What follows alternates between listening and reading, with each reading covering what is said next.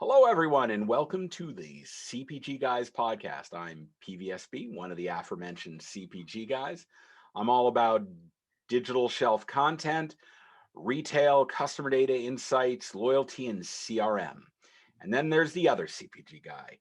He's an expert at branding, direct to consumer, this concept called unified commerce, retail media. Oh, Shri, what's that t-shirt you're wearing? That looks like a Walmart Connect t-shirt. Interesting. Oh, wait, I'm wearing one too. Oh, maybe that has something to do with today's theme. Anyhow, he's also an expert at marketplaces. So please join me in welcoming my ride or die, the man known as Shri. Shri, how you doing? Doing awesome, Peter. Hope you are too. A pleasure doing this with you week over week. And yes, indeed, our theme for today, Walmart. Walmart. I've heard of them. They're kind of big.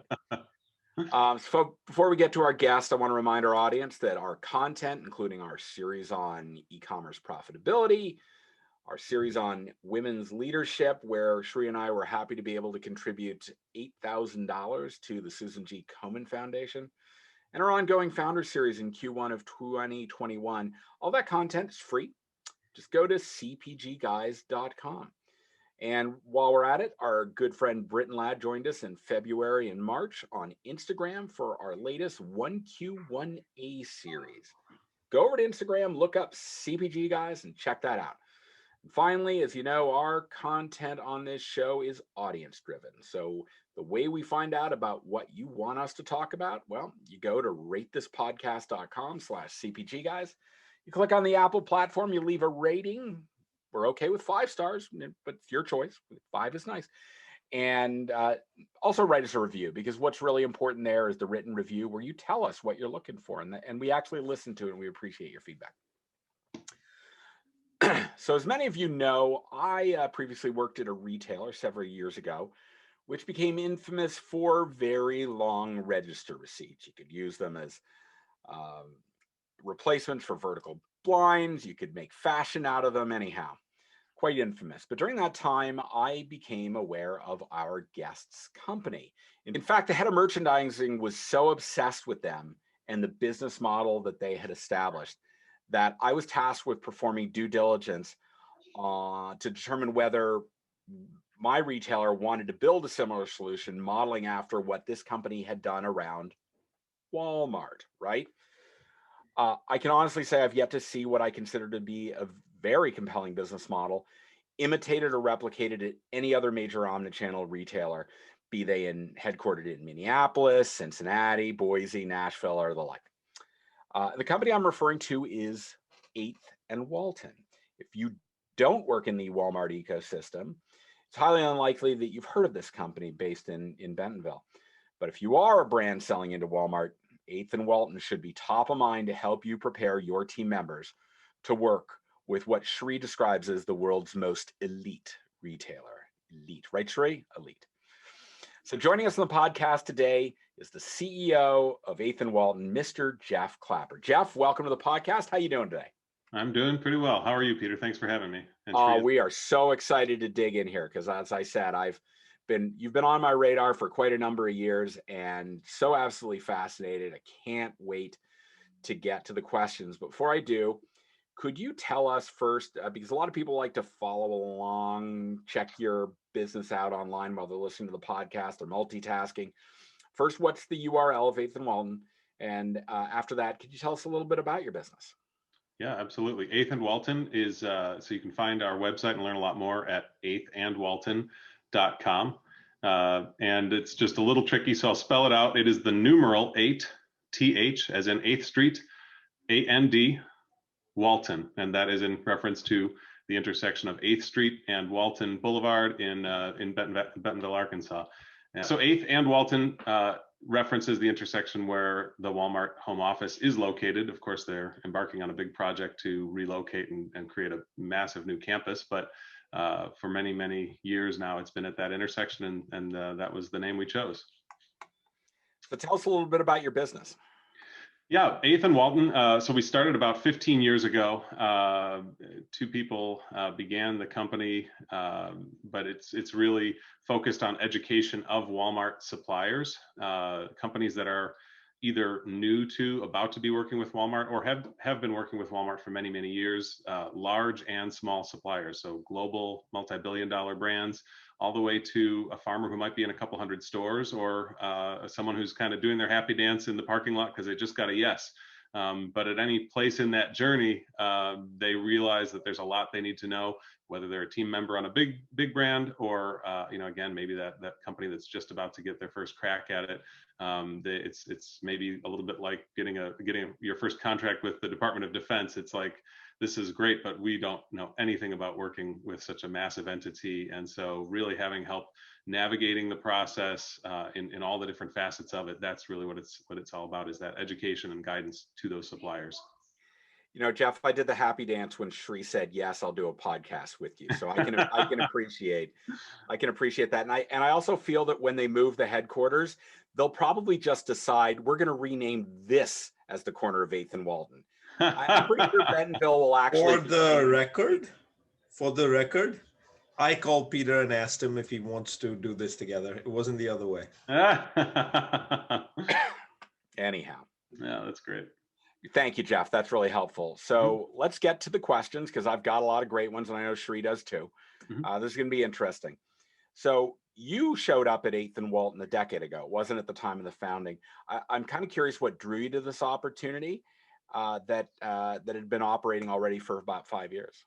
Sure. Yeah. Well, I met one of the founders and got to talking about a different opportunity he was working on at the time. And as we got into that, recognized that there were some really neat opportunities with where 8th and Walton had been and where it could go. A lot of my own background had been around entrepreneurial opportunities and businesses. I grew up in a magazine company that my grandparents had started, when we sold that, went on to raise money and build and sell a video game business, and then moved to Bentonville. In fact, as what we would call here a trailing spouse.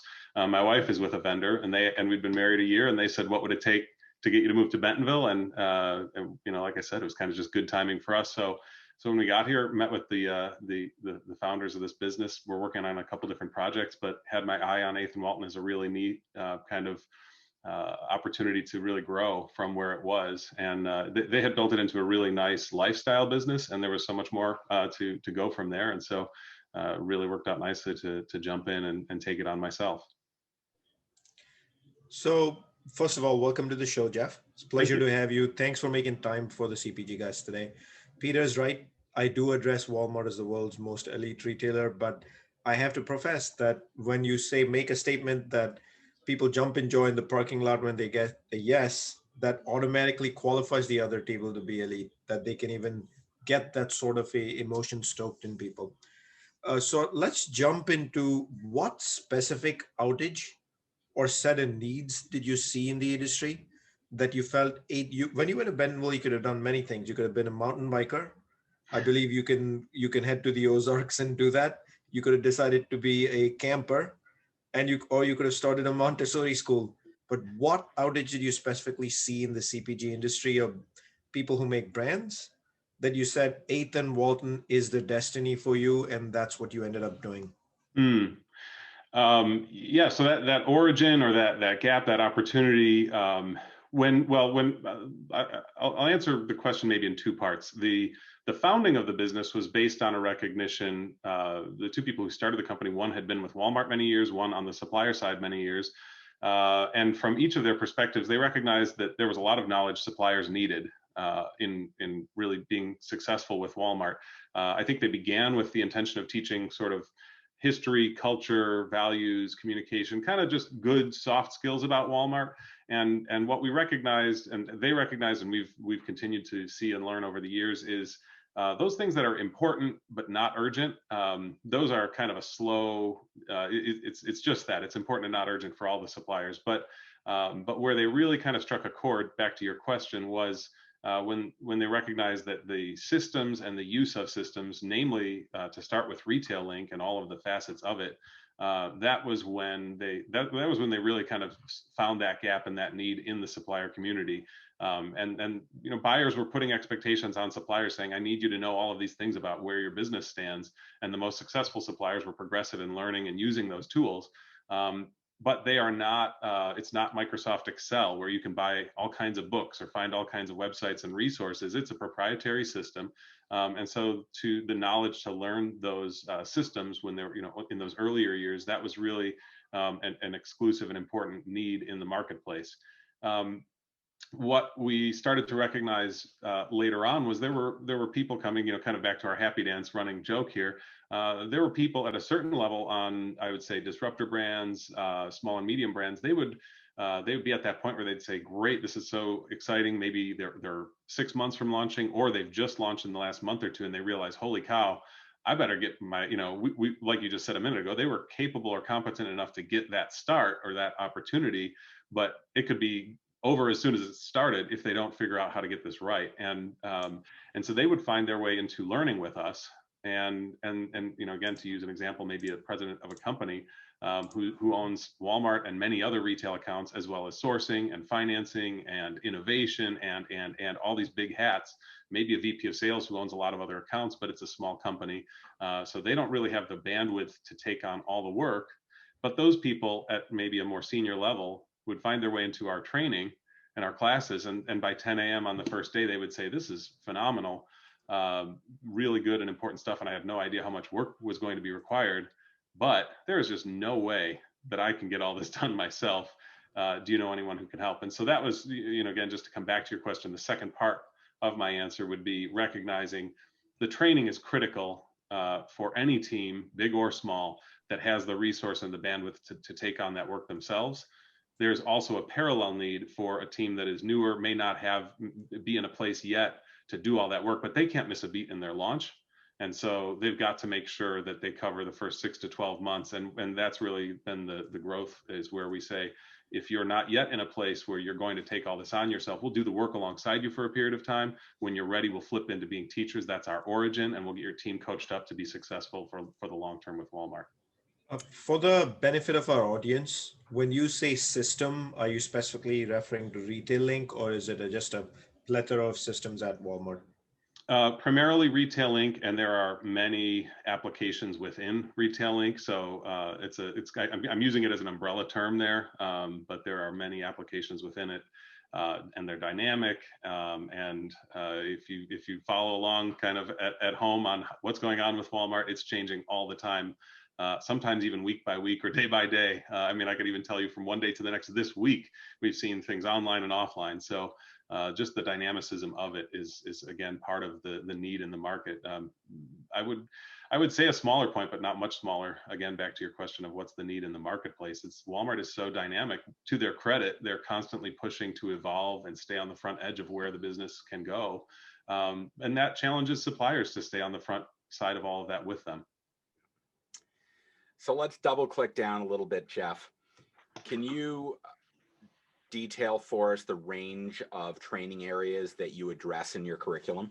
Sure. Yeah, absolutely. The broad topics would be sales analysis, supply chain analysis, heavy on supply chain analysis, accounting and finance, and e-commerce. Those would be the kind of the main buckets of education today. Some of that will touch into, maybe more category type of work. But really it's those are sort of the broad sweeping categories. And again, it's dynamic. So within any of those sort of high level categories, things are coming and going at any given time. A few years ago, Walmart announced OTIF, on time in full. That became a big area of need and training for us and for suppliers. Much more recently, really just right now, SQEP, ASN, these are more acronym kind of soup situations, but these are hot topics or very soon to be key topics for suppliers to know about. And so, again, our challenge and the value we really aim to bring is to help suppliers stay on the front side of that, where Walmart wants them to be.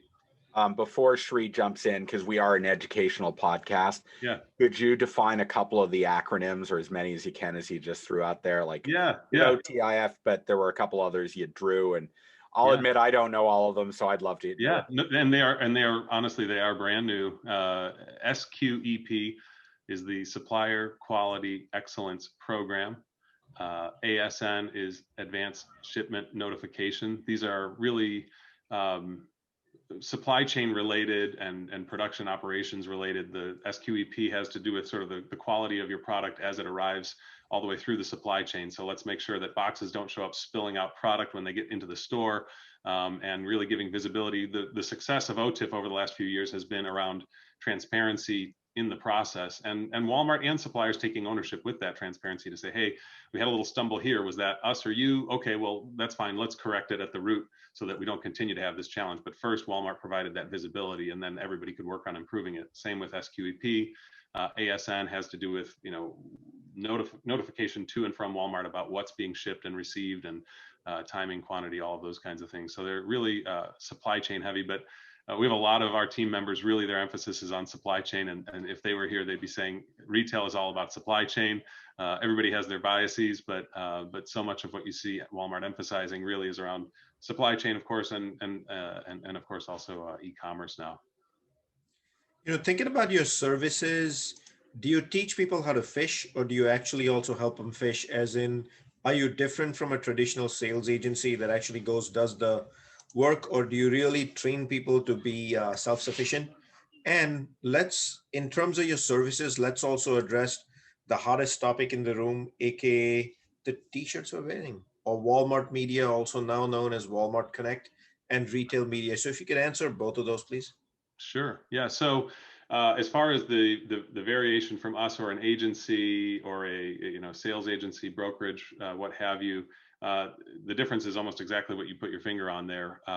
We don't go into a meeting. We don't own any. We don't get involved in any kind of buyer relationship. But to the extent that we're providing service to a supplier who says, "Hey, we're just not quite there today," we're doing all the behind the scenes work. And again, it's oftentimes a VP of sales, national account manager, maybe the president who owns that buying team relationship, the RM, the buyer, and so forth.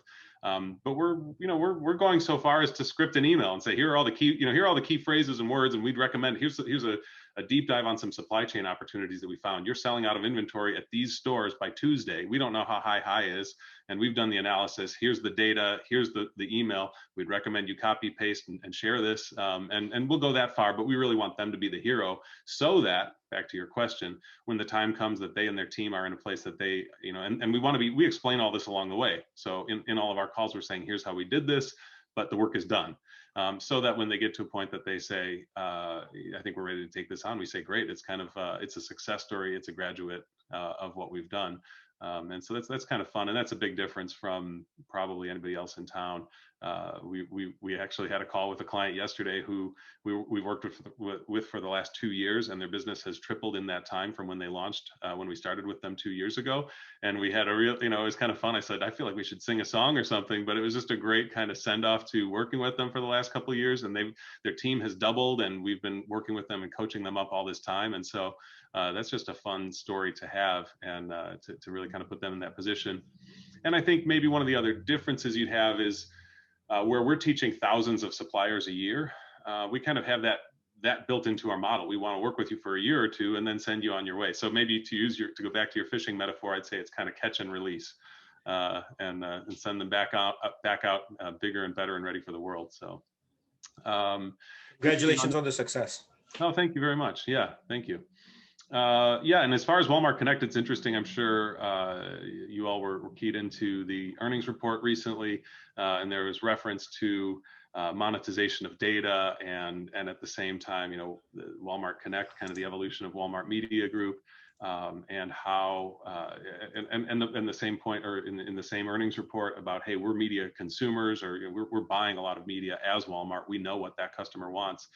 I think for a long time, sort of Walmart stores said, we really aren't going to be providing a lot of data back to suppliers who want to invest in advertising on Walmart. Just get the product, get the product into the DC, into the store, and we'll take care of the rest.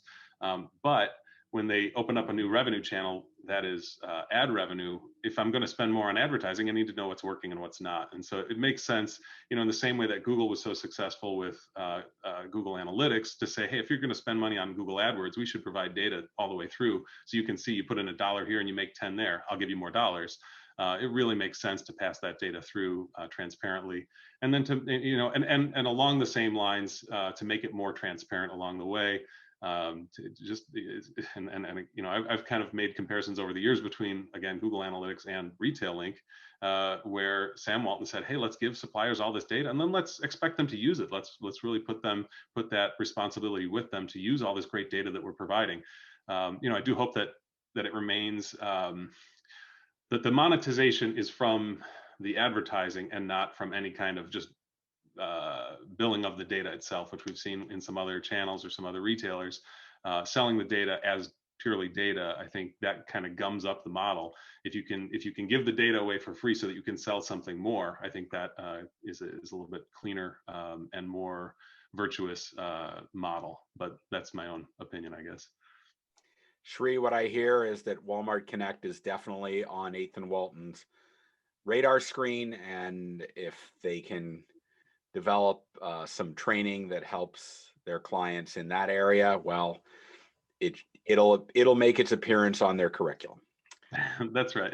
There we go. See, there we go. We pulled it out of you, Jeff. Thank you. Oh, no, thank you very much. No, you're exactly right. And with all the acronyms and all the initiatives and all these aspects of Walmart, you know, again, that's kind of the fun of what we do to a certain extent, is just to be constant learners, so that we can deliver that value back to the suppliers. I mean, it's good for everybody. And then, you know, frankly, just to be sort of self-interested for a moment, all of the clients that we work with on a more hands-on basis, they get the benefit of all the learning that we're doing in the classroom directly with these clients, everything else. So it really is just a great loop of expertise and learning all the time.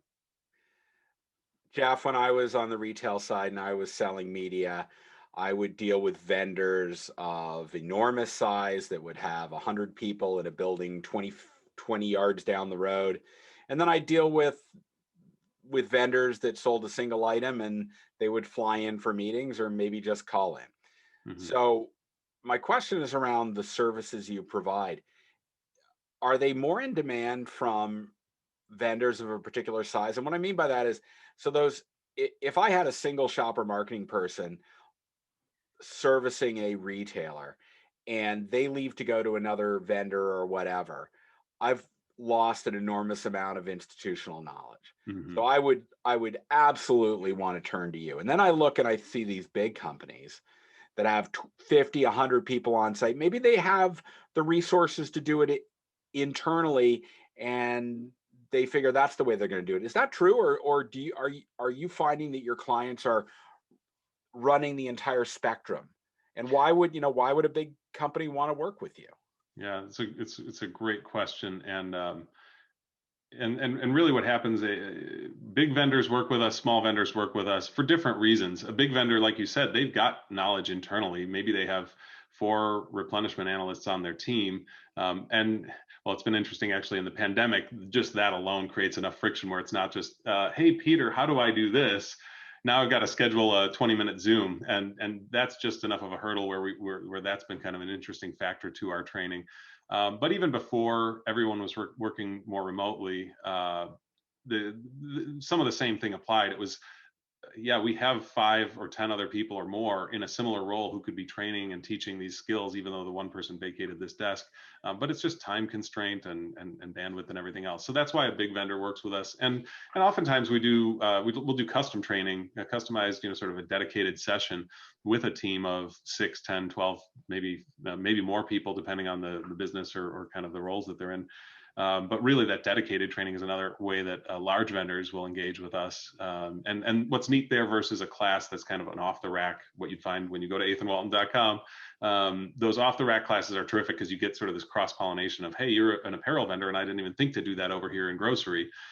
When you have a dedicated session with just your team, then you're talking, then we really kind of dive into your team's data, your Retail Link data with you, and you get to have some really neat conversations as a team. And it's like, hey, I didn't even realize you were doing that way, but if I do this, all of a sudden it's a really powerful consulting session for a day or two like that. So again, those are different ways that big and small vendors engage us. And we've got people who say, I've got a couple of great relationships with VP of sales where they've got 2 or 3, modest sized team. And they say every time I've got a rotation, someone gets promoted out of my group, and then I get a new person in their desk. I say, congratulations, you just won a trip to Bentonville to train with 8th and Walton. So that's kind of a fun, yeah, it's a fun little testimonial to how it works. But people just see us as an ongoing, recurring resource. When they have a new team member, we're a great place for them to come and get trained on working with Walmart. So to my knowledge, 8th and Walton is not officially affiliated or endorsed by Walmart itself. Yet your business is growing. You have small vendors, large vendors, many coming to you. And over the years, you've developed the business pretty well with these clients of yours. There seems to be some sort of a, tell me if I'm wrong, a tact acknowledgement of the value you bring to Walmart's ecosystem. And how do you manage that tact acknowledgement and strike a balance? Yeah, well, you're absolutely right. We're not affiliated with or endorsed by Walmart in any way. We say that at the start of every one of our classes. We want to make sure we're very clear about that. But the value to the ecosystem, and it was kind of interesting, Peter, earlier as you were talking about other retailers assessing opportunities like this themselves. One of the big things, and I have conversations with friends inside Walmart in all different departments and groups at Walmart, but one of the interesting gaps with Walmart being, for most of these vendors, their biggest customer, there's just sort of an implied sense of, I'm not, there's just a little bit of anxiety about how transparent do I want to be around what I know, what I don't know, as a supplier to Walmart. And so there's just a natural gap there where vendors need to know these things. Suppliers need to know how to work best with Walmart. Walmart's expecting that of them, but they're not going to go in and, I mean, whenever any of us are learning something, we're a little bit vulnerable, right? Like you have to start learning by saying, I don't know. And it's pretty scary to say to your biggest customer, I don't know how to work with you. And so it just creates a natural gap right there. And that's really the space that we find is important and valuable both to the suppliers and to Walmart.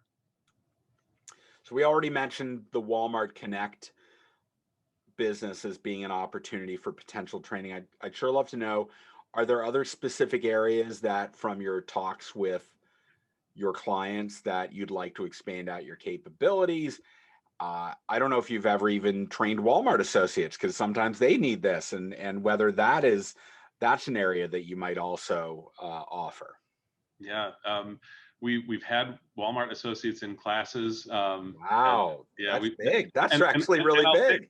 Thank you. Well, and it works in two ways. Let me be clear about that. Sometimes it's associates who are planning to move into a different company. And oftentimes it's also an associate who's who's moving into a different role or wants to understand how this is being taught to vendors.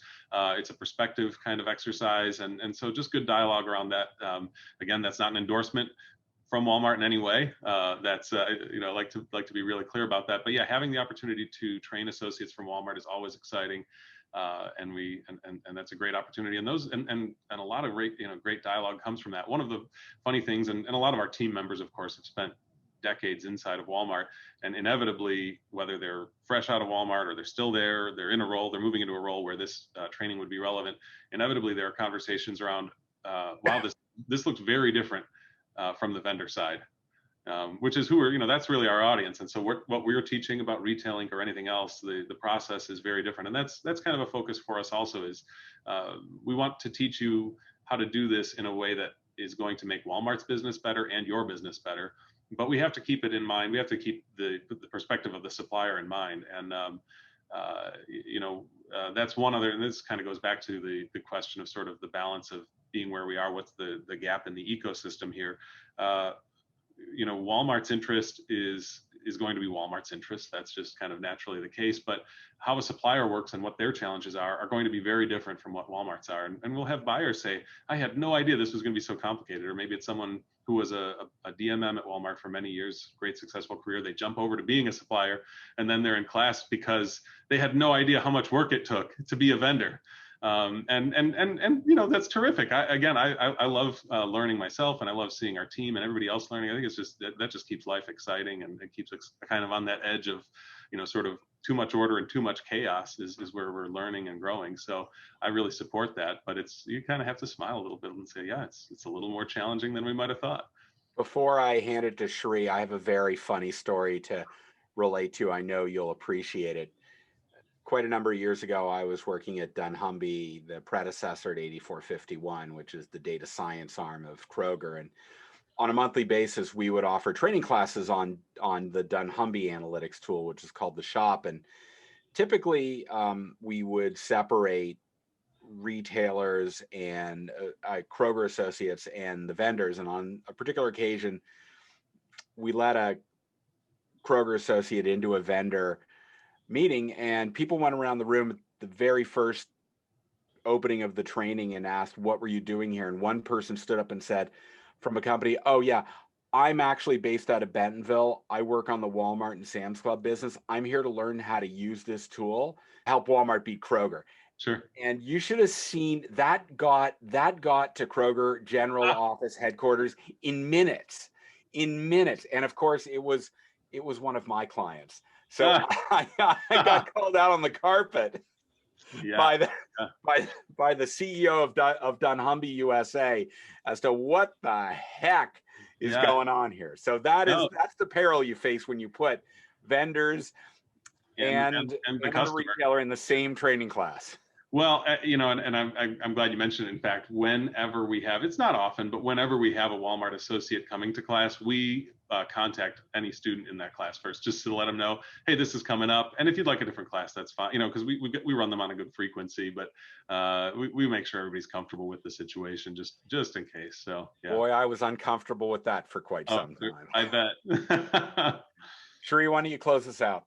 So this is an educational podcast. And in that spirit, what I'd request, Jeff, you to do is, if you're a vendor and you'd love to hear from Jeff, what are 2 or 3 things that you'd say is an absolute must be best in class from a vendor perspective? What would those 2 or 3 things be? What's that gift of knowledge you can pass on? Walmart is very clearly finding traction and continuing to run just fast and hard against omnichannel, and the ramifications of strategic learning for vendors today for that to be successful are everything about your e-commerce representation and marketing, as well as your supply chain. And we work with some suppliers today who have had a great Amazon suppliers would call that a 3P look at how they work with Walmart. But as they move into being stores suppliers, or vice versa, stores suppliers who are trying to figure out how to really get in the game on Walmart.com, buyers are moving into omni buyer roles at Walmart, and they are expecting that of their suppliers. There's a lot of opportunity. In fact, everyone's kind of new at this, and it's sort of like, hey, we're all freshmen in college together again. So let's learn together. And we get to see and hear some really neat conversations where the buyer says, I didn't even know that was a thing, but yeah, let's go do that. And so there's a neat opportunity for everybody, but it's focused around, to really bring it back to your question, emphasizing your e-commerce game and your supply chain game. The product has to be there for it to sell. And so as dry or kind of not exciting as supply chain might seem, it's critical to your success, both in the stores and online. So those are really the 2 major areas of focus for suppliers. I'll remind our audience that all of our content that I mentioned earlier in the episode, you can always find it by just going to cpgguys.com. It's all free. We don't charge you anything. There's no paywall. There's a lot of great information. Check it out. And when you do, also leave us some feedback so we can help bring on and identify great guests like Jeff here, who shared a lot of very interesting information and educated us today. Just go to ratethispodcast.com/CPG guys and click on the Apple Podcast. Leave it there. That's the best way to get it to us. And while you're there, give us a rating. I'm in ratings and reviews, 5 stars, one of my favorite numbers. I love the number 5, but I'll leave that up to you to decide. Wow, Jeff, thank you so much for joining us on this podcast. I have looked so forward to being able to talk to you today about this. And Sri, I think I speak for you when I say, well, let's just give him affiliate membership status in the CPG guys. I mean, we're all about education, and what's he about? He's about educating. I love this. So Jeff, thank you so much for joining us. Thank you. Yeah. Thank you for having me, both of you. Thank you very much. This was fun. Thank you, Jeff. And on the back end, can you remind us where everybody can find you online? And we'll put a link. We'll put a hyperlink in the liner notes of the podcast. Yeah, terrific. 8thandwalton.com, numeral 8, THAND, Walton, WALTON.com. Thank you. Sri, we got to talk about the world's most elite retailers today. How happy are you to round out the week? How about that, Peter? Ending the week on a high. Wow, this is great. So anyhow, Sri, Jeff, thank you so much for joining us, and to our audience, thanks for checking in on this episode. We hope you liked it. We certainly did, but it's more important that you liked it and give us that feedback. And we look forward to talking to you on the very next episode of the CPG Guys podcast. Thank you.